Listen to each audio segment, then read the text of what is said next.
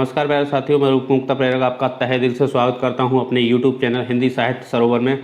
आज हिंदी साहित्य सरोवर से में जो है मैं लेकर आया हूं आपके लिए आदिकाल से संबंधित महत्वपूर्ण प्रश्न जो आपकी परीक्षा में पूछ लिए जाते हैं। तो ज़्यादा देर न करते हुए शुरू करते हैं आज का मैराथन सेशन। तो पहला प्रश्न है आपकी स्क्रीन पर, सहजयान के प्रवर्तक हैं। पहला प्रश्न है आपकी स्क्रीन पर, सहजयान के प्रवर्तक। 4 विकल्प हैं आपके समक्ष, सरहप्पा, सवरप्पा, लईपा और कणप्पा। इनमें से कौन सा सही विकल्प है वो आपको बताना है। यूपी टीजीटी 2002 में ये प्रश्न पूछा गया है आपसे। तो इसका सही उत्तर क्या होगा वो आपको बताना है। इसका सही उत्तर है ए, सरहप्पा। ठीक है, अगर हम बात करें सरहप्पा की तो ये सहजयान के जो है प्रवर्तक कहलाए जाते हैं। अगर मैं इनके बारे में थोड़ा सा डिटेल जानने की बात करूं तो बौद्ध धर्म के सहजयान अथवा वज्रयान शाखा से संबंधित हैं। ठीक है, ये 84 सिद्धों में प्रथम सिद्ध कवि माने जाते हैं। कौन? सरहप्पा। 84 सिद्धों में प्रथम सिद्ध कवि माने जाते हैं सरहप्पा, और ये 8वीं शताब्दी से संबंधित है। ठीक है, ये क्या थे? सहजयान के प्रवर्तक कहे जाते हैं। और मैं बात करूं अगर थोड़ी और, तो सरोज, वज्र या राहुल भद्र आदि नामों से प्रसिद्ध सरहप्पा को राहुल शंकरतायन ने हिंदी का प्रथम कवि माना है। ठीक है, सरहप्पा द्वारा रचित जो है ग्रंथ कौन सा है वो आपको बताना है। कमेंट बॉक्स में आप बताएंगे। इसका जब उत्तर आप देंगे तो कमेंट बॉक्स में आप मुझे बताएंगे कि सरहप्पा द्वारा रचित ग्रंथ कौन सा है। ठीक है, तो चलिए बढ़ते हैं अगले प्रश्न की तरफ। हमारा अगला प्रश्न है प्रश्न संख्या 2, आदिकाल से संबंधित प्रश्न है ये। संदेश राशक के रचयिता हैं। संदेश राशक, 4 विकल्प हैं आपके सामने, अमीर खुसरो, अब्दुल रहमान, लक्ष्मीधर, हेमचंद्र। यूपी टीजीटी 2002 में ये भी पूछा गया है। इसका सही उत्तर क्या होगा? अब्दुल रहमान। ठीक है, इसका सही उत्तर है अब्दुल रहमान। तो अब्दुल रहमान की मैं बात करूं तो संदेश राशक एक जो है खंड काव्य है, और जो अब्दुल रहमान हैं वो कौन है? इसके रचयिता हैं। ठीक है, खड़ी बोली के जो प्रथम कवि हैं वो कौन है? अमीर खुसरो। ठीक है, और इनका जो असली नाम था वो क्या था? अब्दुल हसन। ठीक है, ये मैंने अमीर खुसरो के बारे में इसलिए बता दिया आपको ताकि आप इनमें जो है कंफ्यूज ना हो। उनका जो असली नाम था वो था अब्दुल हसन, और ये हैं अब्दुल रहमान। ठीक है, तो आप में इसमें कंफ्यूज नहीं होना है। इसका सही उत्तर संदेश राशक के रचयिता अब्दुल रहमान। ठीक है, चलिए बढ़ते हैं अगले प्रश्न की तरफ। हमारा अगला प्रश्न है प्रश्न संख्या 3। प्रश्न संख्या 3 कह रहा है, प्रश्न संख्या 3, विद्यापति की कौन सी रचना अभी तक संपादित होकर प्रकाशित नहीं हुई है? सबसे महत्वपूर्ण प्रश्न है इस वीडियो का, और ये कभी ना कभी किसी ना किसी एग्जाम में पूछ लिया जाएगा फिर से लेटेस्ट, क्योंकि ये यूपी टीजीटी 2003, यूपी पीजीडी 2003 में पूछा गया है। देखिए प्रश्न बनते कहाँ हैं? प्रश्न तो बनेंगे टॉपिक से ही, और टॉपिक में जितने प्रश्न बन चुके हैं अभी तक उनमें से कुछ लेटेस्ट नहीं होता है। सब जितना मटेरियल है, जितना कंटेंट है, उन्हीं से ही प्रश्न पूछे जाते हैं। बस कभी कभी प्रश्न की भाषा को बदल दिया जाता है। तो यहाँ जो प्रश्न आया हुआ है ये अत्यंत महत्वपूर्ण है परीक्षा की दृष्टि से। कीर्तिलता, कीर्ति पताका, पदावली, और इनमें से कोई नहीं। ये 4 विकल्प हैं, कौन सा सही है आपको बताना है। विद्यापति की कौन सी रचना अभी तक संपादित होकर प्रकाशित नहीं हुई है? ठीक, तो इसका सही उत्तर क्या होगा? इसका सही उत्तर है कीर्ति पताका। क्या है? कीर्ति पताका इसका सही उत्तर है। ठीक है, अगर मैं बात कर लूँ कीर्ति पताका की तो हिंदी साहित्य के आदिकाल के सिंगारी कवि तथा मैथिल कोकिल, कवि शेखर व अभिनव जयदेव जैसे उपनामों से जो है अभिहित किए जाने वाले विद्यापति। ठीक है, इनके उपनाम क्या क्या हैं मैं दोबारा से आपको बता देता हूँ। ये आप चाहें तो कॉपी में नोट कर सकते हैं, और या इन्हें जो है अपने दिमाग में ध्यान रख सकते हैं, इन्हें फीड कर लीजिए। इनका जो है उपनाम, इन्हें सिंगारी कवि कहा जाता है, मैथिल कोकिल कहा जाता है, कवि शेखर, अभिनव जयदेव। ठीक है, ये कई तरीके के इनके जो हैं उपनाम अलग अलग जो है लेखकों ने और कवियों ने दिए हैं।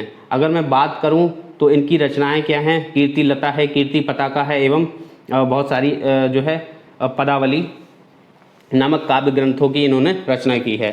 अगर मैं बात करूं तो ये जो है आश्रयदाता कीर्ति सिंह एवं शिव सिंह के कौन थे? वीरता को वर्णित किया करते थे ये। ठीक है, उनके दरबारी कवि रह चुके हैं ये, कीर्ति सिंह के और शिव सिंह के। उनकी वीरता का वर्णन करते थे अपनी रचनाओं में, अपनी कविताओं में। ठीक है, विद्यापति की रचना कीर्ति पताका, ठीक है, मैंने बता दिया आपको, कीर्ति पताका, ठीक है, अभी तक संपादित होकर प्रकाशित नहीं हो चुकी है, ठीक है, नहीं हुई है या नहीं हो चुकी है, ठीक है। तो ये सबसे महत्वपूर्ण प्रश्न है इस वीडियो का, ये आपको ध्यान रखना है। कीर्ति पताका एक ऐसी रचना है जो अभी तक संपादित होकर प्रकाशित नहीं हुई है। किसकी रचना है? विद्यापति की, ये सभी को पता है। देखिए मैं बात करूं विद्यापति की, तो विद्यापति की रचनाओं के बारे में तो हर कोई बता देता है कि विद्यापति की जो है रचनाएं कीर्ति पताका, कीर्ति लता, ठीक है। तो कुछ हटके ही पूछेगा जो हर किसी को नहीं पता होता है, एग्जाम में वही आता है। आत्मबोध किसकी रचना है? आत्मबोध किसकी रचना है? 4 विकल्प हैं, जालंधर नाथ, गोरखनाथ, मत्स्येंद्र नाथ और इनमें से कोई नहीं। यूपी टीजीटी 2003 में पूछा गया प्रश्न है। आप जल्दी से इसका उत्तर बता दिए क्या होगा। अगर मैं इसके जो है उत्तर की बात करें तो इसका उत्तर होगा बी। क्या होगा? बी, ठीक है, इसका उत्तर होगा बी। आत्मबोध जो है किसका है? गोरखनाथ का, ठीक है। आत्मबोध नामक ग्रंथ की रचना, ठीक है, किसने की है? नाथ संप्रदाय के प्रवर्तक गुरु गोरखनाथ ने की है, ठीक है। किसने की है? गोरखनाथ ने की है। चलिए बढ़ते हैं अगले प्रश्न की तरफ। ये नाथ जो है उसके संप्रदाय के जो है प्रवर्तक थे गोरखनाथ। प्रश्न संख्या 5, प्रश्न संख्या 5 है आपकी स्क्रीन पर। माधव हम परिणाम निराशा यह काव्य पंक्ति किस कवि की है? 4 विकल्प हैं, सूरदास, विद्यापति, सुंदरदास और रसखान, ठीक है। सुंदरदास, सूरदास, विद्यापति और रसखान। जीआईसी पीजीटी 2015 में पूछा गया प्रश्न है और यूपी पीजीटी 2009 में पूछा गया प्रश्न है। तो बात कर लेते हैं इस प्रश्न की। तो प्रश्न संख्या 5 का सही उत्तर पहले मैं बता देता हूं आपको, ये है विद्यापति, ठीक है। तो विद्यापति की जो है यह काव्य पंक्तियां हैं, माधव हम परिणाम निराशा, ठीक है। ये किसकी हैं? आदिकाल के जो है आदिकाल के विद्यापति कवि हैं और विद्यापति बिहार प्रांत के दरभंगा जिले के हैं। मैं थोड़ा सा इनके बारे में डिटेल आपको बता देता हूँ। विद्यापति जो है बिहार प्रांत के दरभंगा जिले के, ठीक है, बिपसी नामक गांव के हैं। आपसे कभी पूछ लिया जाए तो बिपसी नामक गांव कहाँ है? ये बिहार में, बासे बिहार बासे बिपसी, ठीक है। ऐसे आप ऐसे याद कर सकते हैं। इनके गुरु का नाम बताइए। इनके गुरु का नाम क्या था? पंडित हरि मिश्र, ठीक है। विद्यापति के गुरु का नाम पंडित हरि मिश्र, ठीक है, हरि मिश्र, ठीक है, हरी मिर्च नहीं, हरि मिश्र, ठीक है। इनके द्वारा रचित ग्रंथ बहुत सारे हैं जो मैंने आपको पीछे बता दिए, कीर्ति लता, कीर्ति पताका, ठीक है। और ये सारी की सारी जो रचनाएं थी कौन सी भाषा में थी? अबहट्ट, ठीक है, अबहट्ट में थी। और इनकी जो पदावली थी, कभी कभी प्रश्न पूछा जाता है कि विद्यापति की पदावली कौन सी भाषा में लिखी गई? तो मैथिल भाषा, ठीक है, मैथिली। और बाकी जो कीर्ति लता, कीर्ति पताका हैं, ये किस भाषा की रचना है? ये अबहट्ट की हैं, ये आपको ध्यान रखना है, ठीक है। अगर मैं थोड़ा सा और एक महत्वपूर्ण इनके बारे में एक जानकारी देना चाहूँ, इन्हें जातीय कवि किसने कहा है? जातीय कवि, ठीक। तो ये प्रश्न मैं कमेंट बॉक्स में छोड़ सकता हूँ, लेकिन नहीं, मैं आपको बता देता हूँ इसका सही उत्तर क्या है। बच्चन सिंह ने इन्हें जातीय कवि कहा है। किसने कहा है? बच्चन सिंह, ठीक है। बच्चन सिंह ने विद्यापति को जातीय कवि कहा है। चलिए बढ़ते हैं अगले प्रश्न की तरफ। हमारा अगला प्रश्न है आपकी स्क्रीन पर। बौद्ध गान ओ दोहा का संपादन किसने किया है? ठीक है, बौद्ध गान ओ दोहा का संपादन किसने किया? राहुल शंकरतायन ने, सूर्यकांत शास्त्री, प्रबोध चंद्र बागची, हरप्रसाद शास्त्री। ठीक है, इनमें से कौन सा सही है आपको बताना है। यूजीसी नेट 3rd पेपर जून 2014, तब ये इसमें जो है 3 पेपर हुआ करते थे। यूजीसी नेट, ठीक है, इसे यूजीसी रेगुलेट कराती थी नेट के पेपर को। अब फिर सीबीएसई हुआ, अब एनटीए कराती है, तो वो बात अलग की बात है। लेकिन हमें बताना है बौद्ध गान ओ दोहा का संपादन किसने किया है। ठीक है, तो इसका सही उत्तर क्या है वो आपको बताना है। बात कर लेते हैं इस प्रश्न की। तो प्रश्न संख्या 6 का सही उत्तर क्या होगा? ये है हरप्रसाद शास्त्री। ठीक है, कौन है? हरप्रसाद शास्त्री ने बौद्ध गान ओ दोहा का संपादन किया है। ठीक है, अगर मैं कुछ और संपादक की बात कर लूँ तो देखिए प्रबोध चंद्र बागची हैं इसमें। इन्होंने क्या किया है? इन्होंने किया है दोहा कोश। क्या किया है? दोहा कोश। ठीक, ये आपको ध्यान रखना है। दोहा कोश किनका है? प्रबोध चंद्र बागची का। और हरप्रसाद का मैंने बता ही दिया, हरप्रसाद का आप यहाँ से कनेक्ट कर सकते हैं, हरप्रसाद का हो गया बौद्धगान ओ दोहा। और मैं बात करूँ राहुल सांकृत्यायन की, तो राहुल सांकृत्यायन का जो है काव्यधारा है, क्या है, काव्यधारा, ठीक, काव्यधारा। तो ये आप इसे नोट कर सकते हैं या आप इसे ध्यान रख सकते हैं। चलिए बढ़ते हैं अगले प्रश्न की तरफ। प्रश्न संख्या 7, प्रश्न संख्या 7 कह रहा है सिद्ध कवियों द्वारा प्रयुक्त भाषा को कहा जाता है डिंगल, अबहट, अपभ्रंश या संध्या, ठीक। ये 4 विकल्प हैं, इनमें से कौन सा सही है आपको बताना है, बताइए फटाफट। यूपी टीजीटी 2001 में ये प्रश्न पूछा गया है, अत्यंत महत्वपूर्ण प्रश्नों की सीरीज है ये आदिकाल से संबंधित। तो इसका सही उत्तर है संध्या भाषा, ठीक है।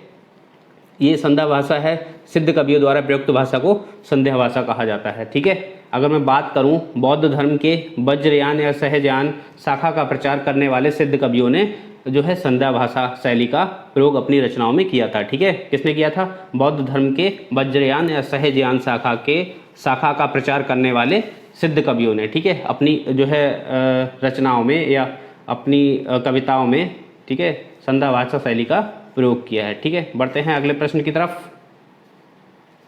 प्रश्न संख्या 8, बताने को डिटेल बहुत है, फिर वीडियो काफ़ी लंबा हो जाएगा, इससे संबंधित बहुत सारी ऐसी डिटेल है जो महत्वपूर्ण होती है वही मैं बताता हूँ आपके लिए, वरना वीडियो बहुत लंबा हो जाएगा, फिर आपको अच्छा नहीं लगेगा, ठीक है, फिर आप उसे जो है स्किप कर करके देखेंगे तो वो अच्छा नहीं रहता। निम्नलिखित में से किस रासो काव्य का मूल वर्ण विषय वीर रस ना होकर श्रृंगार रस है, ठीक है। निम्नलिखित में से किस रासो काव्य का मूल वर्ण विषय वीर रस ना होकर श्रृंगार रस है, ठीक है। खुमान रासो, पृथ्वीराज रासो, बीसल देव रासो, परमान रासो। यूपी टीजीटी 2001 का प्रश्न है, ठीक है। बताइए इसका सही उत्तर क्या होगा। प्रश्न संख्या 8 की मैं बात कर रहा हूं, तो इसका सही उत्तर होगा बीसल देव रासो। क्या होगा, बीसल देव रासो। मैं बीसल देव रासो की बात करता हूँ यहाँ पर, तो ये किसके द्वारा लिखा गया है ये आपको बताना है, ठीक है। तो मैं बता दे रहा हूँ ये किसके द्वारा लिखा गया है, नरपति नाल्य कृत बीसल देव रासो मूलतः एक मुक्तक गेय काव्य है, ठीक है। क्या है, मुक्तक गेय काव्य है। ये आपसे पूछ लिया जा सकता है कि भाई जो है बीसल देव रासो द्वारा कृत, ठीक है, कौन सा, बीसल देव रासो कृत नरपति नाल्य कैसा जो है काव्य है, ठीक है। तो ये क्या है, मुक्तक गेय काव्य है, ठीक है, मुक्तक गेय काव्य, ठीक, ये आपको याद रखना है। चलिए बढ़ते हैं अगले प्रश्न की तरफ। प्रश्न संख्या 9, प्रश्न संख्या 9 क्या कह रहा है, आलाखंड, ठीक, का दूसरा नाम है, ठीक है। आलाखंड का दूसरा नाम आपको बताना है, परमान रासो, बीसल देव रासो, ठीक, खुमान रासो, हमीर रासो। इनमें से कौन सा सही है वो आपको बताना है, ठीक है। ये इसका सही उत्तर है परमान रासो। परमान रासो को जो है आलाखंड कहा जाता है। ये अत्यंत महत्वपूर्ण प्रश्न है, इसे भी आप इम्पोर्टेंट की कैटेगरी में लगा सकते हैं। ये अत्यंत महत्वपूर्ण प्रश्न है, जो आलाखंड कहा जाता है वो परमान रासो को कहा जाता है, ठीक है। अगर मैं बात करूं इसकी डिटेल की, तो इसमें थोड़ा सा एक्स्ट्रा जानकारी मैं आपको दे दूं। जगनिक के द्वारा रचित है रासो ग्रंथ आलाखंड। इसका दूसरा नाम क्या है, परमान रासो, जो मैंने आपको बता ही दिया। परमान रासो का दूसरा नाम आलाखंड है, ठीक है। बीसल देव रासो की रचयिता नरपति नाल्य है, जो मैं आपको ऊपर बता ही चुका हूँ। और खुमान रासो के रचयिता दलपति विजय हैं, ठीक है। और हमीर रासो के जो है रचनाकार, ये आपसे ज़्यादातर पूछा जाता है, तो आपको ध्यान रखना है, हमीर रासो के रचनाकार सारंगधर हैं, ठीक। चलिए बढ़ते हैं अगले प्रश्न की तरफ। प्रश्न संख्या 10 आपकी स्क्रीन पर है। खड़ी बोली हिंदी के सर्वप्रथम रचना, खड़ी बोली हिंदी में सर्वप्रथम रचना करने वाले कवि का नाम है, ठीक है। सबसे पहले खड़ी बोली हिंदी में जो है रचना किसने की है ये आपको बताना है। जायसी, अमीर खुसरो, विद्यापति या भारतेंदु हरिश्चंद्र, ठीक है। तो यूपी टीजीटी 2001 में पूछा गया प्रश्न है। देखिए टीजीटी पीजीटी की मैं बात करूं तो बहुत सारी अभी टीजीटी पीजीटी की वैकेंसीज आने वाली हैं उत्तर प्रदेश में, तो उसको ध्यान में रखते हुए ये अत्यंत महत्वपूर्ण वीडियो, जितनी भी मैंने प्रश्न की जो है सीरीज आपको कराई हुई है उन्हें आप ध्यान से देख लेंगे। और मैंने आपको एक्स्ट्रा डिटेल के साथ बताया है, तो आपके जितने भी फैक्ट हैं वो क्लियर होते हुए चलेंगे। इस तरीके का कोई भी असमंजस नहीं रहेगा जो परीक्षा में पूछे जाए प्रश्न और वो आपको यहाँ पर फंसे नहीं। तो 100% आपके ये जो है परीक्षाओं में आने वाले प्रश्न हैं। तो बात कर लेते हैं 4 विकल्पों में से कौन सा सही है। खड़ी बोली हिंदी में सर्वप्रथम रचना करने वाले कवि का नाम क्या है आपको बताना है। तो इसका सही उत्तर क्या है, अमीर खुसरो, ठीक है। अमीर खुसरो जो हैं इन्होंने क्या किया था, खड़ी बोली हिंदी में सर्वप्रथम रचना करने वाले कवि हैं, ठीक है। कौन है, अमीर खुसरो, ठीक। अगर मैं बात करूं इसकी थोड़ी सी एक्स्ट्रा डिटेल की, तो खड़ी बोली हिंदी में रचना करने वाले जो है प्रथम कवि कौन है, अमीर खुसरो। मैंने आपको बता ही दिया। इन्हें कहा जाता है तोताए हिंद, ठीक है। क्या कहा जाता है, तोताए हिंद। ये मैंने कवि और उनकी उपनाम वाली वीडियो में मैं आपको बता भी चुका हूँ, और ये फिर से मैंने आपको जो है यहाँ पर क्या करा दिया, रिवीजन करा दिया। अगर मैं बात करूँ अमीर खुसरो की, तो अमीर खुसरो का जो है जन्म उत्तर प्रदेश के एटा ज़िले में हुआ था। एटा ज़िले के एक गांव है जिसका नाम है पटियाली। क्या नाम है, पटियाली। ठीक है, आपसे पूछ लिया जाता है कभी कि इनका जो है जन्म कहाँ हुआ था, तो उत्तर प्रदेश के एक ज़िला है एटा, एटा में एक गांव है पटियाली, वहाँ इनका जो है जन्म हुआ था। ठीक, इनका असली या ओरिजिनल नाम क्या था, इनका असली नाम था अब्दुल हसन। ठीक है, इनकी कुछ रचनाओं की बात करें तो खलिकवारी, चहा दरवेश और दो सुखने गज़ल या हालत कन्हैया तथा नजरान हिंद, और ये सब क्या है, इनकी महत्वपूर्ण रचना है, ये आपको याद रखना है। चलिए बढ़ते हैं अगले प्रश्न की तरफ। प्रश्न संख्या 11। प्रश्न संख्या 11 है स्क्रीन पर हमारी, परमाल रासो। देखिए, परमाल रासो काव्य कृति के कवि का नाम बताना है आपको। परमाल रासो के 4 विकल्प आपके लिए दिए गए हैं, नल सिंह भट्ट, जगनिक, हेमचंद और सारंगवर। ठीक, सारंगवर। ठीक है, यूपी टीजीटी 2001, यूपी पीजीटी 2009 में पूछा गया प्रश्न है। अत्यंत महत्वपूर्ण प्रश्न ये भी है, आपको याद रखना है। देखिए, प्रश्न तो ज़्यादातर अत्यंत इम्पोर्टेंट जितने भी हैं, महत्वपूर्ण प्रश्न हैं, वही मैं लेकर आया हूँ यहाँ पर। और जो बहुत ही ज़्यादा महत्वपूर्ण प्रश्न होता है उसे मैं आपको बता देता हूँ कि इसको आपको बहुत बारीकी से देखना है, ध्यान रखना है। तो इसका सही उत्तर क्या होगा, इसका सही उत्तर होगा जगनिक। क्या होगा, जगनिक। ठीक है, मैं बात कर लूँ अगर इसके थोड़े से एक्स्ट्रा फैक्ट की, तो देखिए, आलाखंड नाम से प्रसिद्ध क्या है, आलाखंड नाम से प्रसिद्ध रासो काव्य ग्रंथ परमाल रासो के रचयिता कौन है, जगनिक। ये आपको मैंने बता दिया है। इस रासो ग्रंथ में जगनिक ने अपने आश्रयदाता चंदेल शासक, ठीक है, जो इनके चंदेल शासक थे, कौन, परमार्दी देव। ठीक है, परमार्दी देव के 2 वीर आल्हा एवं ऊदल की वीरता का वर्णन किया है। यहाँ आल्हा और ऊदल के जो है, आल्हा और ऊदल के वीरता का वर्णन, ठीक, आल्हा और ऊदल की वीरता का वर्णन हुआ है किसमें, परमाल रासो में, जो जगनिक द्वारा रचित है। ठीक है, अगर मैं बात करूं तो देखिए, नल सिंह भट्ट ने विजयपाल रासो की तथा सारंगधर ने जो है हमीर रासो की रचना की है, ये मैं आपको ऊपर बता चुका हूं। ठीक है, चलिए बढ़ते हैं अगले प्रश्न की तरफ। प्रश्न संख्या 12। प्रश्न संख्या 12 है, अच्युत चरण तरंगिनी शिव सिर मालत माल, हर ना बनायो सुरसरी, की जो इंदब भाल। ठीक है, तो ये इस दोहे के रचनाकार कौन है, ये आपको बताना है। इस दोहे के रचनाकार कौन है, रहीम दास जी हैं, रसलीन हैं, रसखान हैं या राम सहाय हैं। यूजीसी नेट 3rd पेपर 2017 में पूछा गया प्रश्न है। इसका सही उत्तर आपको बताना है। इसका सही उत्तर क्या है, रहीम। ठीक, रहीम दास जी इसका जो है सही उत्तर है। तो ये जो है, ये जो पंक्तियां हैं, ये किसकी हैं, ये रहीम दास की हैं। अगर मैं बात करूं रसखान की, तो रसखान ने, देखिए, रसखान की अत्यंत महत्वपूर्ण पंक्तियां हैं, वो मैं आपको बोल के बता देता हूं। ब्रह्म में ढूनियों पुराणन गानन, ठीक है, वेद रिया सुन चौगने चायन। ठीक है, ये रसखान की है। अगर मैं बात करूं रसलीन की, तो रसलीन की कुछ महत्वपूर्ण पंक्तियां हैं, मैं आपको बता देता हूं बोल के, आप उसे ध्यान रख सकते हैं। कत दिखाई कामनी दई दामनी को यह वहाँ, ठीक, थरथरासी सो तन फिरे फरफराहत, ठीक, घन महा। ठीक है, अगर मैं बात करूं राम सहाय की, चारों विकल्प को जो है मैं थोड़ा सा वर्णित कर दे रहा हूं, यहाँ पर उनकी व्याख्या बता दे रहा हूं और उनके बारे में कुछ महत्वपूर्ण तथ्य बता दे रहा हूं। इनकी महत्वपूर्ण पंक्ति हैं, वृंदावन बेहरत फिरें राधा नंद किशोर, नीरद दामनी जान संग बोले डोले और। ठीक है, तो ये कुछ पंक्तियाँ थी। 4 महत्वपूर्ण जो विकल्प थे इसमें, उन सभी के बारे में मैंने आपको बता दिया। चलिए बढ़ते हैं अगले प्रश्न की तरफ। प्रश्न संख्या 13। प्रश्न संख्या 13 आपसे पूछ रहा है, पंडित चंद्रधर शर्मा गुलेरी ने किसको पुरानी हिंदी का प्रथम कवि स्वीकार किया है। अत्यंत महत्वपूर्ण प्रश्न है ये भी। ठीक है, तो देखिए, मैं बात करूं इनकी, तो देखिए, पंडित चंद्रधर शर्मा गुलेरी, आपको ध्यान आना चाहिए, इनकी रचनाओं के बारे में मैंने आपको बताया है, और यूपी टीजीटी 2003 में पूछा गया प्रश्न है। प्रश्न संख्या 13 का उत्तर आपको बताना है। प्रश्न संख्या 13 का उत्तर पहले आप समझ लीजिए क्या है, राजा मुंज। ठीक है, राजा मुंज इसका सही उत्तर है। सरायपाद गलत है, स्वयंभू गलत है, पुष्पदंत नहीं, ये इसका सही उत्तर है राजा मुंज। ठीक है, देखिए, किसी भी तरीके का अगर संशय या आपको लगता है ये इसका उत्तर नहीं होना चाहिए, तो आप कमेंट बॉक्स में मुझे कमेंट कर दीजिए और आप अपनी तैयारी अच्छे से अच्छे करते रहिए। अगर कहीं भी आपको लगता है कि कुछ गलत है, आप जिस भी बुक से पढ़ रहे हैं उसमें आंसर कुछ अलग है, तो मैं आपको उसके बारे में डिटेल बताऊंगा और फिर बता दूंगा कि कौन सा सही उत्तर है। तो चलिए बात कर लेते हैं हम इसकी। तो इसका सही उत्तर मैंने आपको बता दिया, राजा मुंज है। ठीक, तो राजा मुंज के बारे में हम थोड़ा सा जान लेते हैं। तो राजा मुंज को पंडित चंद्र शर्मा गुलेरी ने पुरानी हिंदी का प्रथम कवि माना है। ठीक है, चंद्र शर्मा गुलेरी ने इन्हें क्या माना है, पुरानी हिंदी का प्रथम कवि माना है। ठीक है, तो ये आपको याद रखना है।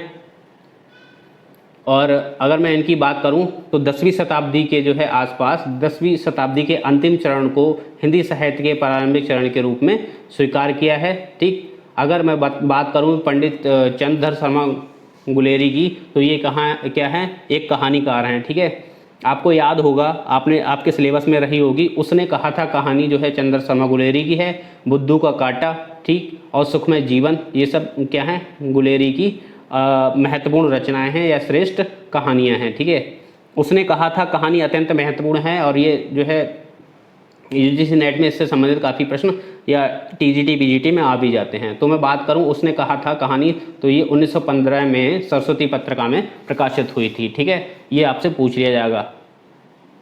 उसने कहा था कहानी 1915 में सरस्वती पत्रिका में प्रकाशित हुई थी। अब देखिए, उसने कहा था कहानी की मैं बात करूं तो ये हर किसी को पता होगा, उसने कहा था कहानी चंद्र शर्मा गुलेरी की है। प्रश्न तो ये बनेगा ना कि उसने कहा था कहानी सरस्वती पत्रिका में कब प्रकाशित हुई या कौन सी पत्रिका में प्रकाशित हुई, तो ये प्रश्न बनेगा। ठीक है, तो ये प्रश्न मैंने आपको बता दिया यहाँ पर, सरस्वती पत्रिका में 1915 को प्रकाशित हुई थी। ठीक है, चलिए बात कर लेते हैं अगले प्रश्न की, प्रश्न संख्या 14। ठीक, प्रश्न संख्या 14 क्या कह रहा है उसे हम देख लेते हैं। प्रश्न संख्या 14 है, प्रश्न संख्या 14 की बात करें तो निम्नलिखित लेखकों की रचनाओं के साथ सम्मिलित कीजिए। ठीक है, अब आपको क्या करना है, इनकी रचनाओं के साथ सम्मिलित करना है। ठीक है, तो 4 विकल्प हैं, आप उन्हें देख लीजिए कौन सा सही होगा। तो मैं प्रश्न संख्या 14 की बात करूं तो प्रश्न संख्या 14 में कौन सा सही है उसकी बात करूं तो इसका सही उत्तर होगा आपका बी। ठीक है, यानी कि ए का हो जाएगा आपका पहला, ठीक, और बी का हो जाएगा आपका तीसरा यानी कि थर्ड, और सी का हो जाएगा आपका दूसरा, ठीक, और बचा आपका डी, तो डी का हो जाएगा आपका फोर्थ। ठीक है, तो देखिए विजय सेन सूरी की बात करें तो ये रेवंत गिरी रास, ठीक, और नरपति नाल्ली की बात करें तो विशलदेव रासो।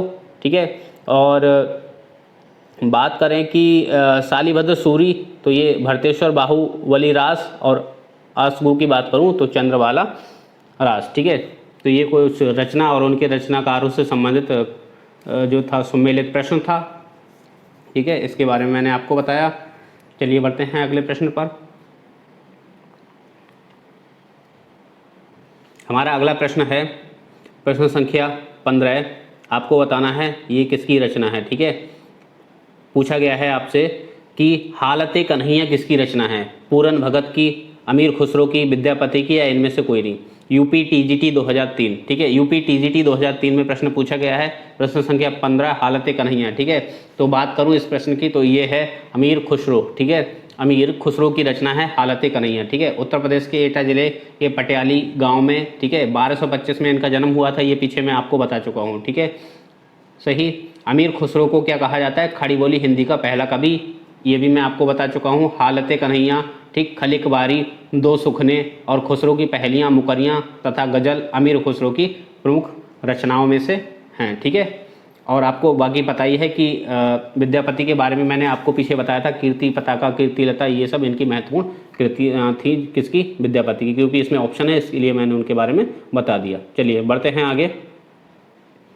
प्रश्न संख्या 16 आ रहा है, तो प्रश्न संख्या 16 है, आदिकाल के किन ग्रंथों की प्रधानता रही है। आदिकाल में किन ग्रंथों की प्रधानता रही है ये आपको बताना है। ठीक है, तो इसका सही उत्तर देखिए, आदिकाल में अगर मैं बात करूं तो आदिकाल किसकी बात करता है, रामचंद्र शुक्ल के हिसाब से देखिए आदिकाल क्या कहता है, आदिकाल में वीरताओं का वर्णन किया गया है ना, तो आदिकाल में वीरताओं का वर्णन किया गया है, तो वीर, ठीक, तो वीर ग्रंथ नहीं, रासो ग्रंथ की ज़्यादातर रही। और रासो ग्रंथ कौन से थे, जो अभी मैंने सब जितने भी आला खंड वगैरह आपको बताए हैं, ठीक है, जिसमें परमान रासो हो गया आपका, विशलदेव रासो हो गया, ठीक है, खुमान रासो हो गया, तो इनका क्या था, इनकी प्रधानता रही, और इसमें ज़्यादातर क्या था, राजाओं की वीरताओं का वर्णन किया गया था। ठीक है, ठीक, तो इन्हीं जो रासो ग्रंथ थे इनके आधार पर आचार्य रामचंद्र शुक्ल ने क्या किया है, इसका नाम आदिकाल रखा है। ठीक है, क्या नाम रखा है, आदिकाल रखा है। ठीक है, अगर इस काल के प्रसिद्ध रासो ग्रंथ की बात करें तो पृथ्वीराज रासो, ठीक है, खुमान रासो, बीसलदेव रासो और बलमान रासो हैं। ठीक है, चलिए बढ़ते हैं अगले प्रश्न की तरफ। प्रश्न संख्या 17। प्रश्न संख्या 17 है आपकी स्क्रीन पर। आचार्य हजारी प्रसाद द्विवेदी के अनुसार 14वीं-15वीं शताब्दी के हिंदुओं, मुसलमानों, सामंतों, ठीक, शहरों, सेना के सिपाहियों और लड़ाइयों का जीवंत और यथार्थ वर्णन किस कृति में हुआ है। ठीक है, 4 ऑप्शन हैं आपके पास। हमीर काव्य, कार्तिक कौमुदी, कीर्ति पताका, कीर्ति लता। ठीक है, यूजीसी नेट सेकंड पेपर 2017 नवंबर के में पूछा गया है ये प्रश्न। तो 17 का उत्तर कौन सा होगा आपको बताना है। सही उत्तर क्या है, तो इसका सही उत्तर है कीर्ति लता। ठीक है, तो कीर्ति लता एक ऐसी रचना है जो आचार्य हजारी प्रसाद द्विवेदी के अनुसार 14वीं-15वीं शताब्दी के हिंदुओं, मुसलमानों, सामंतों, शहरों, सेना के सिपाहियों और लड़ाइयों का जीवंत यथार्थ वर्णन करती है। ठीक है, तो ये आपको याद रखना है। चलिए बढ़ते हैं आगे अगले प्रश्न पर।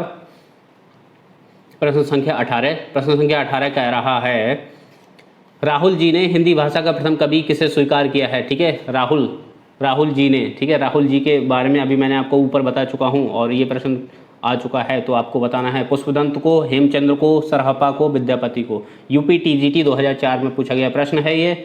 बात कर लेते हैं इसकी। तो ये मैंने ऊपर आपको बता ही दिया था और फिर से एक इस तरीके से घुमा के प्रश्न पूछ लिया गया है और ऐसे ही एग्जाम में पूछ लिए जाते हैं जिसमें आप असमंजस में पड़ जाते हैं और अपना उत्तर गलत कर बैठते हैं। तो सही उत्तर है सरहपा। ठीक है, इसका सही उत्तर है सरहपा। चलिए बढ़ते हैं अगले प्रश्न की तरफ। हमारा अगला प्रश्न है प्रश्न संख्या 19। प्रश्न संख्या 19 कह रहा है, बीसलदेव रासो में किस शैली का प्रयोग किया गया है। श्रृंगारिक, गेह, आख्यान या प्रबंध। यूपी टीजीटी 2004 में पूछा गया प्रश्न है। प्रश्न संख्या 19 का सही उत्तर क्या होगा।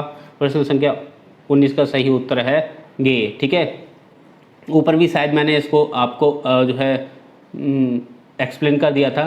बीसलदेव रासो में किस शैली का प्रयोग किया गया है, तो यह है गेह। ठीक है, तो आपको पता होना चाहिए कि जो बीसलदेव रासो है इसके बारे में अगर मैं थोड़ी सी बात कर लूँ तो इसकी जो रचना है वो संवत 1212 में हुई थी। कब हुई थी, 1212 में नरपत नाल ने की थी। ठीक है, आपको मैंने ऊपर भी बताया था।